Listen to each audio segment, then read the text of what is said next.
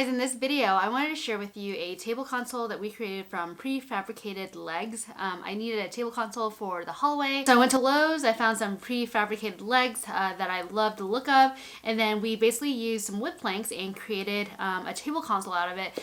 It was way cheaper than actually buying a new table console, and we were able to kind of use some of the new Minwax stain paint. So I'm going to share with you guys all of that and share with you how we got the look that you're seeing now on the screen. Now this video won't go step by step, but I'll at least show you guys what we did to make this DIY table console, just so that you guys can see and have an idea of how you create your own table consoles with prefabricated legs. So stay tuned. Alright, so this is what the table console actually looks like when it's said and done right before the painting. As you can see here, I have 4 big legs, and then I have 4 smaller ones at the very bottom. And then on the top, you can see that there's different widths of wood planks that we use, and it has a curve as well as a lip on the front, as you can see.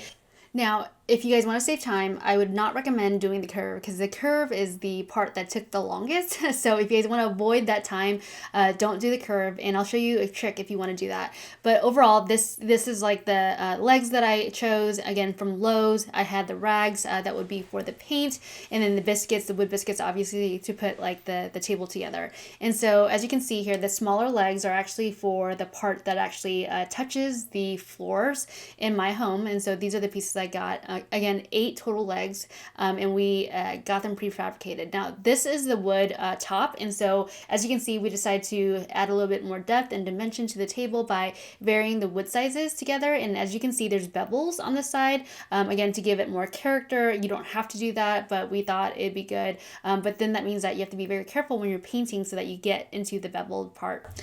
Now, this is the fun part, and it's showing you how we created the curve. Here is what we did. We basically made a long wood plank into basically a compass to get that curve. On the other side that you're not seeing, we took a screw and screwed it in halfway so that it could kind of like pivot back and forth on this wood. This is practice wood that you're seeing here, practice plywood. What we're trying to do is mimic that being our tabletop, and then basically creating that curve using the long wood plank as a compass. And again, be very, very careful and use all the right equipment. But as you can see here, this wood plank is actually lifted up from the cement basement floor using other wood. So that's not what you're seeing here. And so as you can see, he's going very carefully and just making sure that the curve is going to look appropriate. And you can see the line right there that we drew, and that's where the table would actually be cut off. Here's what it looks like. Again, this is a compass basically, and that's how we're creating the curve. Okay, so you can see that line right there. We would be cutting that for the end of the table.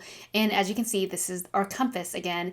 And what we've done now is then added the wood pieces. And so these are the wood pieces that we glued and allowed to sit overnight. Again, this is our tabletop. That's going to be the curved part. And you can see the wood glue there. Obviously, we'll be painting over it, and it's the bottom section, so no one's really going to see that piece of it. Here are, again, the pieces that I kind of showed you earlier about like what we would be using for the legs and all of our materials, just so that you guys know that when we add it, this is what it looks like. So it got late into the night, so that's why the video is so dark. But as you can see, this is the table all flipped backwards so that we can add the final legs to it. We had to add some inserts so that we could screw in the actual legs themselves. And so that took a little bit of basically trying to create a hole where a hole wouldn't go. So what we did was we just screwed it in as much as we could with the things that we had, and then we went ahead and screwed in the legs to the bottom part of the table console. So the moment of truth, we were able to flip the table over. As you can see right below there, that's the curve that pretty much caused us a lot of pain and headache when creating this super simple table console. And as you can see, it looks beautiful. I absolutely loved it, and I feel like it could be hopefully a family heirloom one day. But overall, this is what the table looks like. Again, the different pieces of wood, sizes at the very bottom and the top. We use Minwax, this wood finish. It's a pretty new line actually, and what you can do is actually buy like 2 types of stains. There's like a darker stain, and then there is the lighter stain. And so I use the lighter stain, and it's a semi-transparent color stain.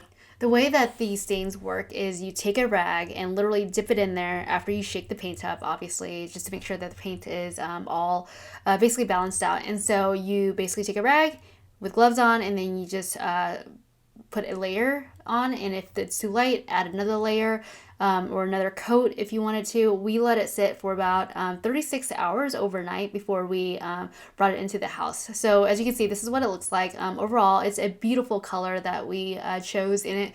Actually, it was very neutral, even though it is a blue color, which is really, really awesome for my neutral home. I hope you guys found that video somewhat helpful. Again, we are just DIYers using the tools that we have at home and these fun weekend side projects where we're just basically creating a home that we love. And if you guys liked this video, go ahead and check out some of the other DIY projects that I have online as well. Thanks guys, take care, bye.